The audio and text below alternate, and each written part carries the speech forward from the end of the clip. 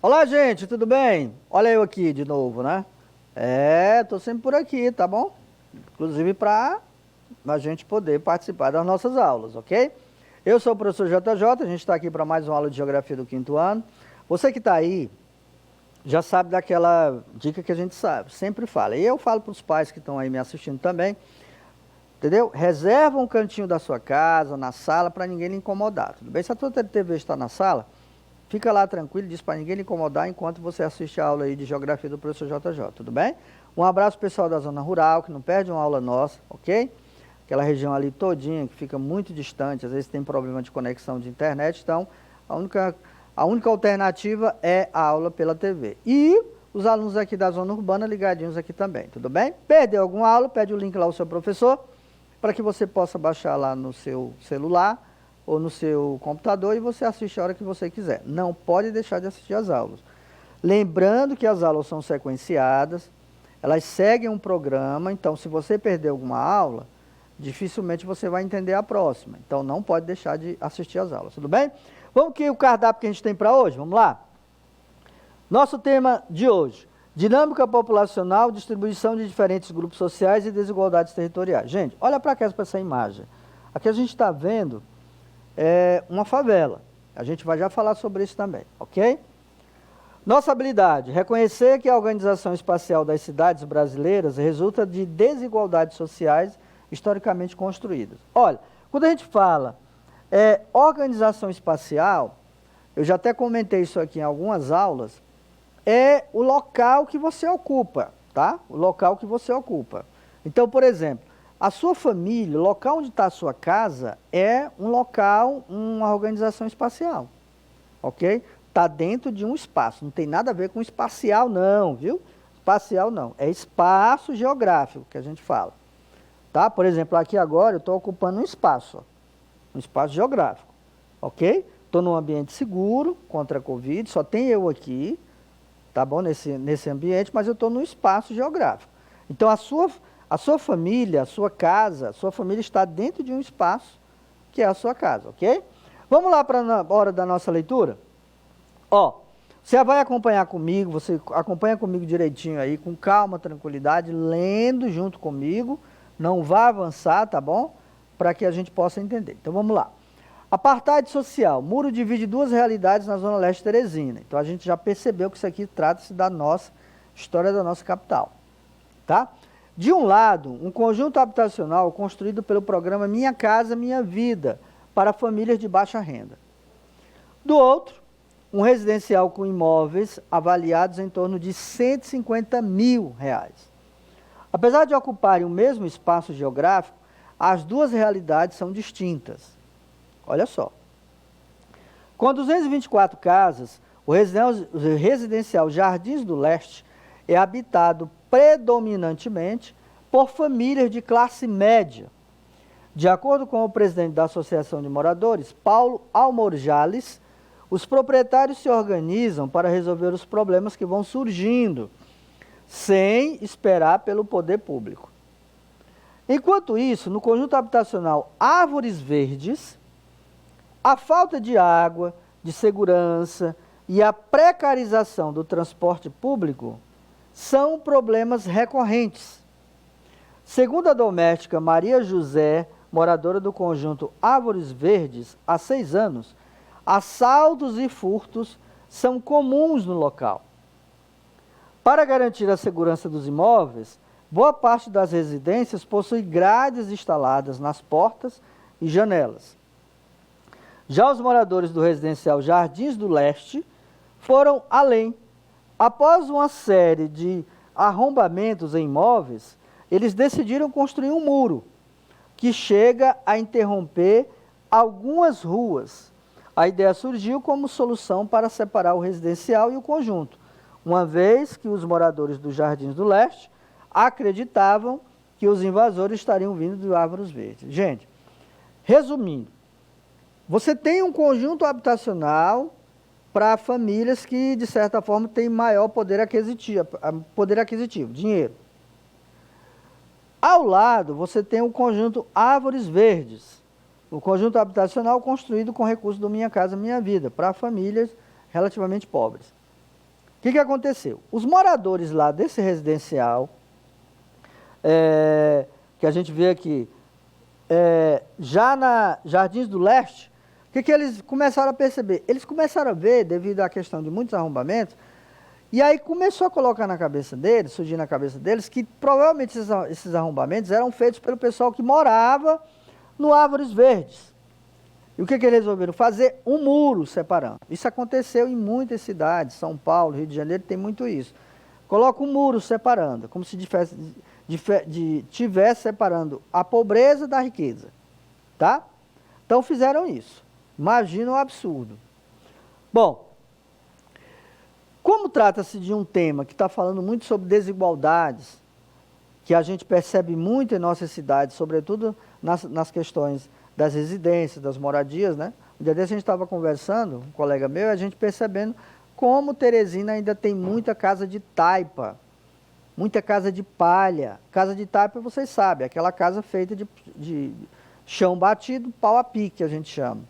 Ok? Feito com talo de coco, coloca ali o barro, certo? E faz aquelas construções precárias. Quando vem a chuva, uma grande chuva acaba derrubando. Então, como a gente está falando sobre isso, eu vou recomendar para vocês, a recomendação é para assistir em família. Tem um filme chamado Expresso do Amanhã, inclusive é interpretado pelo Chris Evans, que é o mesmo que fez o Capitão América lá nos Vingadores. Ele é bem interessante, tá? Então, o filme conta a história do apocalipse global e uma nova era do gelo. Ricos vivem na parte da frente de um trem, com suas mesas repletas de iguarias, enquanto os miseráveis, os pobres, definham nos compartimentos de trás, alimentando-se de barra de proteínas feitas sabe-se lá de quê. Então imagina um colapso no mundo. Entra uma nova era do gelo. E aí o que acontece? É construído um trem enorme, em que é colocado as pessoas, porque se essas pessoas saírem desse trem, eles acabam morrendo. Eu não vou dar muito spoiler, vou deixar para vocês aí procurar lá no YouTube, tem esse filme aí para baixar, tudo bem? Netflix eu não sei se tem. Bom, ricos e pobres cada vez mais separados. Olha para cá. Olha aqui, ó. Grandes mansões, favelas. Favelas, grandes mansões. Tá? Imagina isso. Às vezes, do lado de grandes residências, grandes mansões, você tem famílias bem pobres. A cidade é dividida também por fatores financeiros, ou seja, toda cidade ela também é dividida de acordo com a condição financeira das pessoas. As pessoas mais ricas ocupam os melhores espaços, as pessoas mais pobres ocupam as áreas da periferia. Ou de renda. As desigualdades se concretizam no contexto do arranjo urbano. Por exemplo, aqui, ó. Olha para cá, isso aqui são duas grandes cidades, São Paulo, Rio de Janeiro, São Paulo, né, no caso. Olha só, você tem aqui o morro, e aqui você tem as favelas, e aqui os grandes condomínios, edifícios comerciais, etc. Aqui do mesmo jeito, ó. Gente, isso aqui é uma realidade, hoje, natural. Natural, eu digo assim, porque no caso, vai acontecendo. No Rio de Janeiro é muito comum você encontrar condomínios altamente chiques, e do lado você tem uma favela. Aí como é que faz para separar? Um muro, ok? Um muro. Bom, olha aqui, vamos falar de Teresina agora. Teresina possui bairros que são referência em qualidade de vida. Um bom exemplo é o Jockey, tá? Bairro Jockey, um dos bairros mais nobres da cidade. O bairro concentra também a maior média de renda per capita do estado. E é conhecido como um dos bairros em que a classe mais rica da cidade prefere morar. O Jockey sempre foi considerado um dos bairros mais nobres, a gente chama até de zona nobre, porque lá se encontram diversas mansões, hoje se tornou um polo comercial. E aqui, ó, você tem os locais de periferia que muitas vezes estão ao lado de um condomínio como esse. Aqui em Teresina também está acontecendo esse fenômeno. Apartheid social, o que seria isso? Muro divide, apartheid significa dividir, ó, tá? Separar, segregar. Muro divide duas realidades na zona leste de Teresina. Desigualdade acentuada é exposta por realidades completamente distintas entre ricos e pobres que vivem lado a lado. Olha só, aqui você tem famílias de baixa renda, aqui você já tem casas de classe média ou até média alta. tá? Separadas por quê? Por um muro, ok? Essa é uma das formas que ainda hoje se usa para separar a pobreza da riqueza. A gente faz isso fisicamente e faz isso também até moralmente. Bom, a socióloga Diana Duarte explica que a marginalização urbana constrói uma forma de organizar as diferenças sociais. Temos como exemplos o fato de conjuntos habitacionais e residências de pessoas de classe baixa e classe média baixa, como o conjunto Árvores Verdes, né, que nós já falamos lá no texto, estarem em sua grande maioria localizados longe dos centros urbanos. Ó, você vê uma realidade dessa, ó, sem saneamento básico, muitas vezes sem água encanada, sem energia elétrica condizente, ó, a maior parte são gambiarras. E você vê uma realidade dessa, totalmente diferente, pessoas que têm todos os recursos necessários para poder viver bem. E aqui você não tem. Isso, como a gente chama isso? Ocupação dos espaços. Os melhores espaços são ocupados pelas pessoas que têm poder aquisitivo maior. E os espaços mais deficitários, mais complicados, que não tem nenhum tipo de saneamento básico, não tem energia elétrica condizente ou água, é ocupado pelas famílias mais pobres. A construção de imóveis em zonas periféricas se dá principalmente pelos baixos valores dos terrenos onde foram construídos. No entanto, a localização dessas moradias muitas vezes não proporciona acesso a serviços básicos como escola, posto de saúde e espaços de lazer. Isso aqui é em Teresina, viu, gente? Teresina. Então, você mora num local desse e de repente você olha para o outro lado da cidade, você vê que mesmo não tendo um muro físico, mas tem um muro que separa, né, um muro invisível que separa famílias ricas de famílias pobres. E a gente vê isso nos bairros. As famílias mais pobres são empurradas para as periferias, enquanto as famílias mais ricas ocupam os espaços melhores, tá? Porque é aquela história, não, é pobre, não quero ver aqui perto de mim, não. Né? Não, tem esse estereótipo. Então, é isso que a gente está falando aqui. Os espaços geográficos são ocupados de acordo com a posição econômica, a condição financeira, a posição social de cada pessoa. Né? Claro que uma pessoa pobre não vai ter condição de comprar um terreno no Jockey ou uma mansão no Jockey para morar.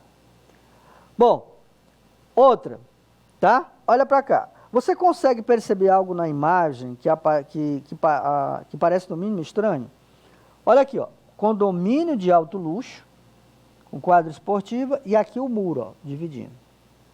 Gente, olha só. Aqui é uma galeria, tipo uma galeria. Aqui você tem um muro separando um condomínio chique, né? De pessoas que têm alto poder aquisitivo de favela. Aqui, ó, do mesmo jeito, ó. Tá vendo aqui, ó? Aqui é uma enorme favela que se formou ao redor disso aqui, ó. Ok? Teresina tem uma coisa bem interessante, porque na verdade Teresina, até a década de 80, até início de 90, a gente encontrava muitas casas de pessoas pobres mesmo, ali na Puticabana, eu já mostrei isso para vocês, e até ali na Praça Landry Salles, aquela praça que fica ali ao lado da Cepisa. Tá? Ali tinha pessoas morando. Depois elas foram retiradas de lá, porque enfeiavam a cidade, e foram recambiadas, né, transferidas para outros locais de periferia. A luta pelo direito à cidade mostra as agruras, dificuldades da maioria.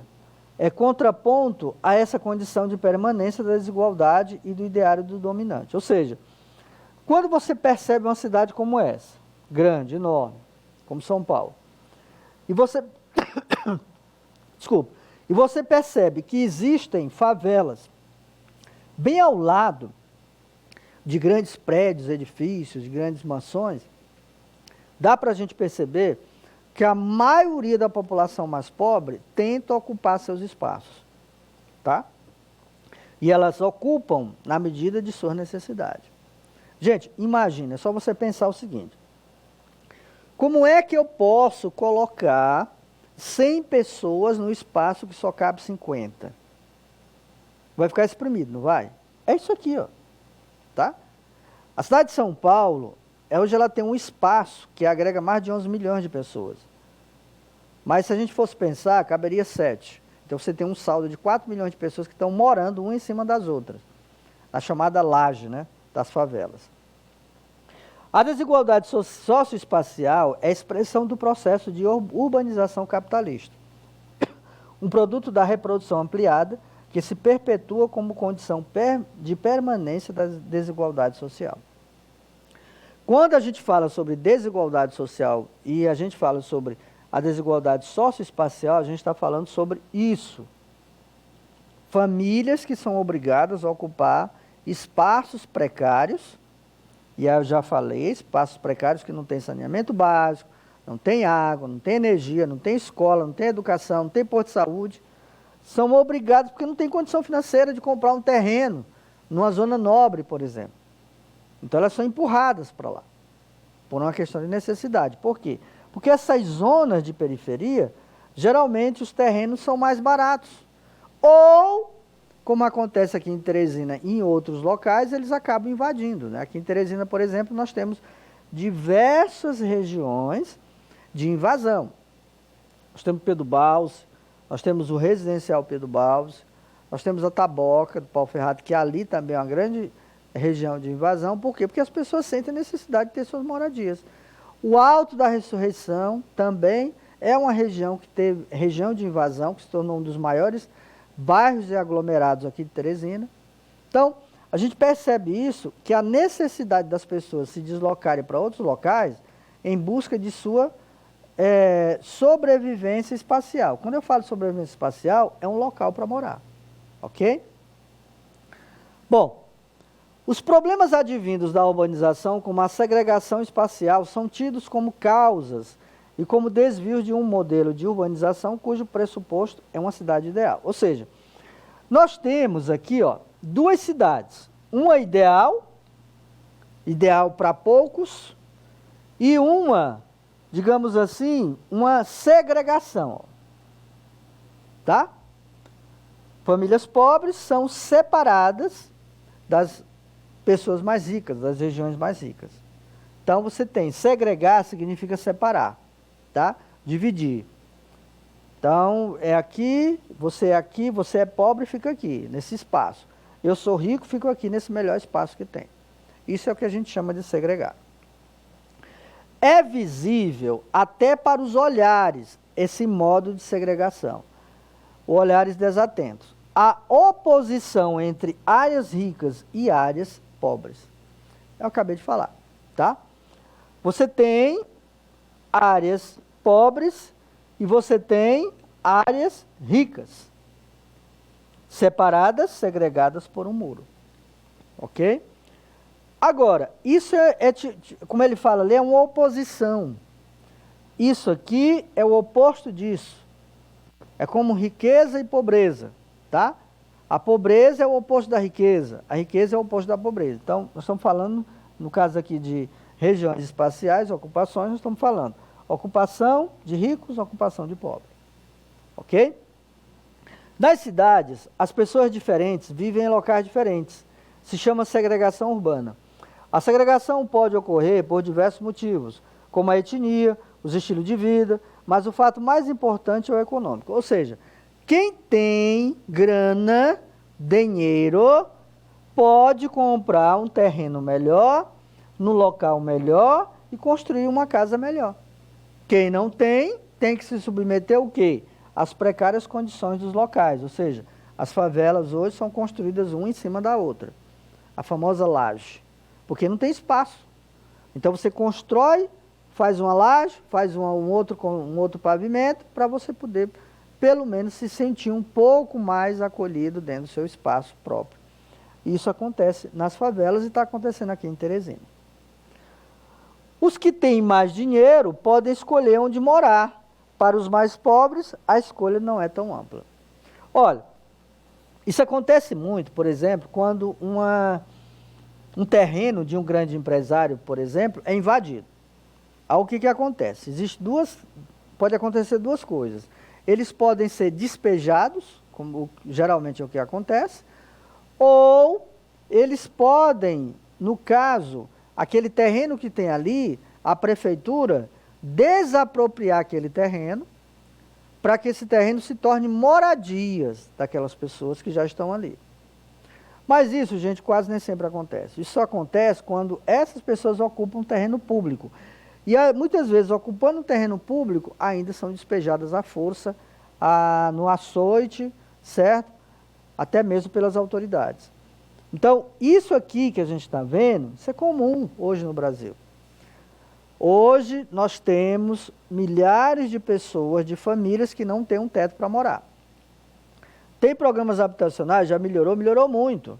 Tá? Eu mesmo morei em região de invasão, ali na região do Jockey, porque para quem não sabe, ali na região do Jockey, ali tinha muitas famílias alojadas em áreas invadidas, sobretudo nas ruas. De lá, a gente foi o quê? Transferido, digamos assim, entre aspas, né? Jogado lá para a região do Disseu na década de 80, quando o Disseu, região do Grande Disseu, surgiu.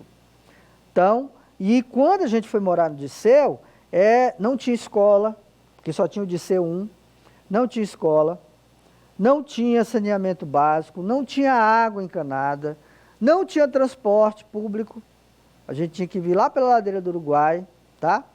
Então, era muito precário. E aí o que acontece? Mas pela própria necessidade econômica de empurrar as pessoas para outros locais, devido à questão econômica, assim foi feito. Isso foi feito também no Mucambinho, foi feito em outros bairros, como o próprio Monte Verde, né, o Vale Verde, que a gente já viu aqui. Bom, eu queria falar do desafio, mas eu queria ver bem aqui, eu não mostrei a imagem para vocês, olha só. Gente, olha para essas imagens aqui, ó. Você nota as diferenças das casas? Dá para notar, não dá? Olha só, até as cores são diferentes, ó. Ok? Isso aqui é uma grande favela, ocupação. Aqui nós temos também, ó, grandes mansões. Isso é muito comum nas grandes cidades hoje.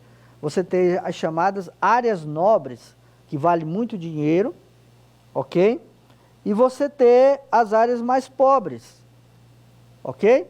Então aqui, ó, uma favela, aqui você vê, ó, olha a diferença até de cor, tá bom? Olha para você ver, ó, aqui dá para ver perfeitamente, ó, mansões com piscinas, tá certo? E aqui você vê o amontoado de casas, pequenas casas. Você nota até no tamanho, ó. Você percebe, ó, que essas regiões de mansões, elas são enormes. Muitas delas ocupam um quarteirão inteiro. E aqui você tem, ó, pequenas casebres, muitas vezes até de tábua, feita de pau, casebres feitos de pau a pique. Aqui, ó, bem pequenos ocupando. Por quê? Porque quanto menor a área que eles ocupam, mais vai ter gente ocupando. Nas invasões é assim, tá? Agora está acontecendo um fenômeno interessante aqui em Teresina, que é o seguinte, a construção de condomínios para classe média, às vezes até média baixa, nessas regiões de periferia. Coisa que não acontecia desde a década do ano 2000. Do ano 2000 para cá, a gente teve um boom. O que é um boom? É uma grande alavancada de construção de grandes condomínios sendo feito nas periferias. Então, por exemplo, eu vou citar a área que eu conheço, região do Grande Disseu. Gente, se você entrar ali na região do Grande Disseu e até o Jardim Europa, você vai perceber que aquela região que vai ali de Todos os Santos, ok? Clube da Cepisa, aí vem lá, Deus quer. Gente, ali tudo já tem condomínios fechados. Tanto grandes prédios, que a gente chama de condomínio, como também casas. Certo? Casas sendo construídas. Então você percebe já uma certa mistura das classes. Mas, o que acontece? Sempre vai ter um muro para separar. Porque quando você constrói um condomínio fechado, o nome já diz, é condomínio fechado. Tem um grande muro, uma cerca elétrica, tem uma guarita separando daquele momento, tá? Até por uma questão de segurança. Então você tem, o muro sempre vai permanecer. Infelizmente, né? Infelizmente. Então você que está aí me assistindo agora, você que mora numa região de invasão, ok? Procure logo a associação de moradores, fale aí com seu pai, com sua mãe, para tentar o máximo possível, o mais rápido possível, regulamentar esse seu terreno, ok? Porque morar em locais precários, e quando regulamenta, aí vem os serviços públicos, como educação, saúde, saneamento básico.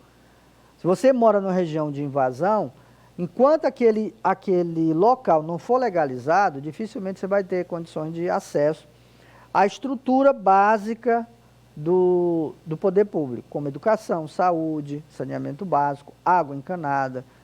Você não vai ter, tá bom? É isso, gente. Vamos lá para o nosso desafio, então? Olha, o nosso desafio em casa hoje é do livro, então não tem problema. Localiza o livro aí, tá bom? 30 segundinhos para você localizar. Enquanto você localiza, eu vou falando aqui, tudo bem? É o livro de geografia, beleza? O que você vai fazer? Nada demais. Ah, professor Jota, mas...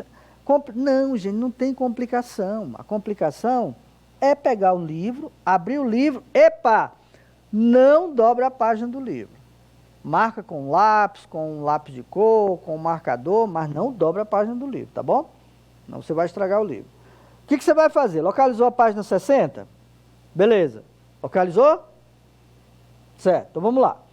Lê o texto da página 60 e responda a questão 1. Só uma questãozinha.